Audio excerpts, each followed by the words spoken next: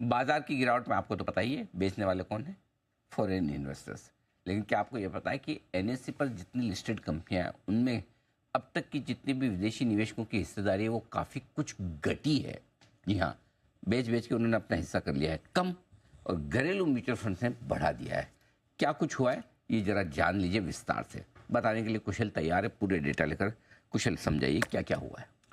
Sir दरअसल NSC ने ना एक काफ़ी इंटरेस्टिंग रिपोर्ट जारी की है और वो हर क्वार्टर ये रिपोर्ट लेकर आते हैं और इसका नाम है इंडिया इंक ओनरशिप ट्रैकर।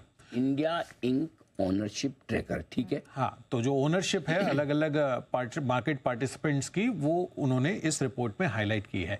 अब इस रिपोर्ट के अनुसार आप देखिए तो यहाँ पर सबसे हाईलाइटिंग फैक्टर जो निकल कर आ रहा है वो यही है कि जो एफपीआईज की ओनरशिप है वो 13 साल के निचले स्तरों पर पहुंचती हुई नजर आ रही है एनएससी लिस्टेड कंपनियों में। इनफैक्ट एनएससी पर जो लिस्टेड स्टॉक्स हैं उसमें जो इनकी हिस्सेदारी है वो अब घटकर 17.4% हो गई है। इनफैक्ट निफ्टी 50 की जो लिस्टेड कंपनियां हैं उसमें हिस्सेदारी गिरकर 24.3% अब होती हुई दिख रही है। तो इससे तो अब साफ पता चल रहा है कि जो लार्ज कैप स्टॉक्स है वहां पर एफपीआईज ने सबसे ज्यादा बिकवाली की है। दिसंबर तिमाही में 11.9 बिलियन डॉलर्स की यहां पर ये बिकवाली करते हुए दिखे हैं। बट उसके विपरीत अगर कोई बेच रहा है तो जरूर दूसरी तरफ कोई और खरीदने वाला भी है। और खरीदार कौन है? सबसे ज्यादा है घरेलू संस्थागत निवेशक। तो जो डोमेस्टिक म्यूचुअल फंड्स है उन्होंने एनएससी स्टॉक्स में अपनी जो ओनरशिप है वो रिकॉर्ड हाई पर पहुंचा दी है और एसआईपी में जो बढ़ोतरी हो रही है उसके चलते ही डोमेस्टिक म्यूचुअल फंड्स की जो हिस्सेदारी है उसमें एक बड़ा उछाल देखने को मिला। इनफैक्ट रिकॉर्ड स्तरों पर ही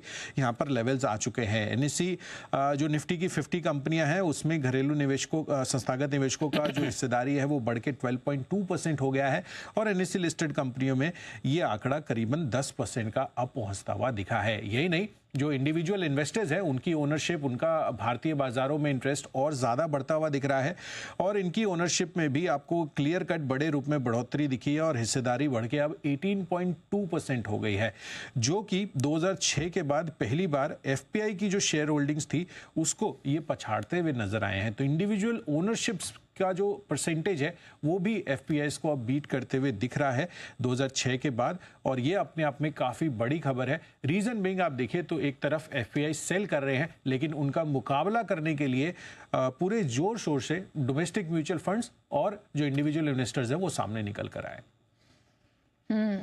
चलिए, तो ये डेवलपमेंट होता हुआ फिलहाल